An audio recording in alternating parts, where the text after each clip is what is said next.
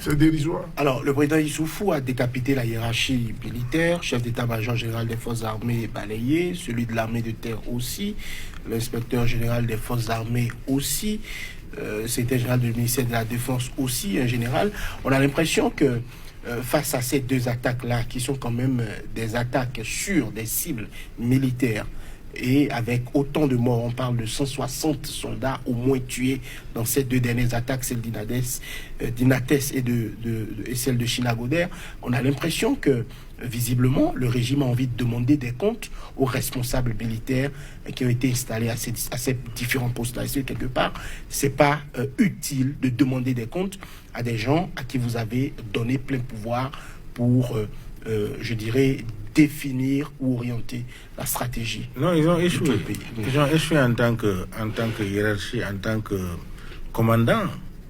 Ils ont échoué. Et par ailleurs, sous d'autres cieux, c'est eux qui démissionnent.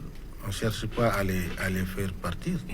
Parce que quand vous échouez à sécuriser vos troupes, le pays, et que vous êtes à ce niveau-là, vous ne partez même pas au front, vous êtes dans vos bureaux climatisés, en général, va au front. Je n'ai pas entendu où on a tué un général là-bas.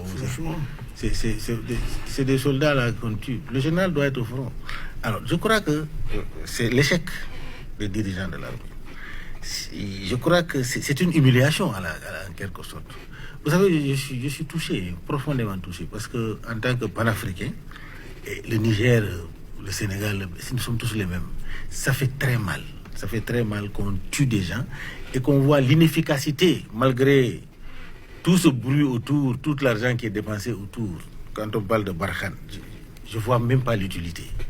Et qu'on continue à tuer des gens comme des mouches, des moutons, et des gens qui n'ont même pas de territoire. C'est-à-dire que si on dit qu'ils ont l'État, ils ont l'armée, mais qui viennent comme ça là pour tuer des gens comme des moutons, je crois qu'il y a dysfonctionnement dans l'armée.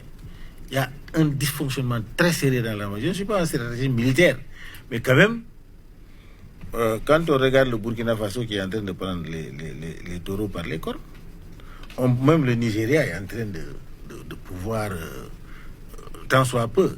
Mais le Niger est un pays d'abord qui est très fragile. Hein. Je crois que les gens ne font pas attention à ça.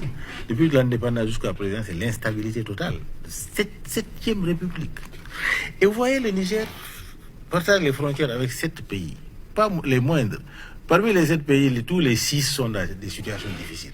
La Libye, l'Algérie, le Tchad, le Burkina Faso, le Nigeria. C'est le Bénin seulement qui, Dieu merci, je touche du bois, que la paix continue à régner ici là. Même il y a des problèmes, mais que la paix continue à régner dans ce pays.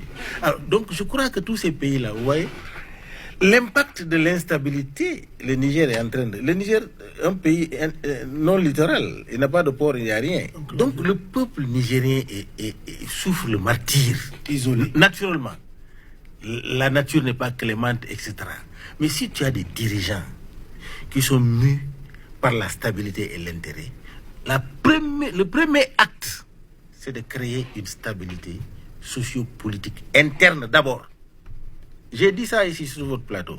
J'ai dit tant que Youssouf ne réunit pas toute l'opposition autour du Niger et lui-même, qu'il se soit sur la table, qu'il y ait une réconciliation nationale entre les fils nigériens d'abord, parce qu'il est en train d'endosser seul une responsabilité qu'il n'est pas supposé d'endosser. Parce que la lutte contre le terrorisme, c'est international. Si tu accueilles des étrangers chez toi, qui viennent t'aider, et pourquoi les nationaux qui sont là, tu ne peux pas les réunir autour d'eux? C'est une incohérence, c'est-à-dire que nous n'avons pas des patriotes, des nationalistes. C'est la bouche, mais nous n'avons pas des patriotes. Je serai à la place de Youssou, je vais m'abandonner. Je vais libérer tous les prisonniers politiques. Je dis assez nous pour le Niger. Je vais créer la décrispation nationale. C'est ça, son travail. Tant qu'il ne le fait pas, il va échouer. C'est moi qui vous le dis sur le plateau. C'est une analyse cohérente. Tant qu'il ne libère pas tout le monde, qu'il ne décrit pas, qu'il mette tout le pays, tous les citoyens autour du pays, il va échouer. Il ne peut pas réussir. Il va déstructurer l'armée, il va déstructurer son État. Et les conséquences, c'est lui qui va le subir. Ça, en fait, j'attire l'attention. Et on a parlé, je lui ai parlé, on lui a parlé, il n'écoute pas. Il fonce. Et j'ai besoin que ce pays soit stable. Nous avons besoin de cela. Vous savez, tout ce qui frappe le Niger, ça frappe toute l'Afrique de l'Ouest. Regarde combien de frontières déjà qui sont autour du Niger. Vous pensez que nous sommes épargnés, nous? Ce qui concerne le Niger nous concerne, c'est pourquoi nous parlons. Ce n'est pas une question de partisans ou tu es... Non, non, non. C'est une question de stabilité régionale.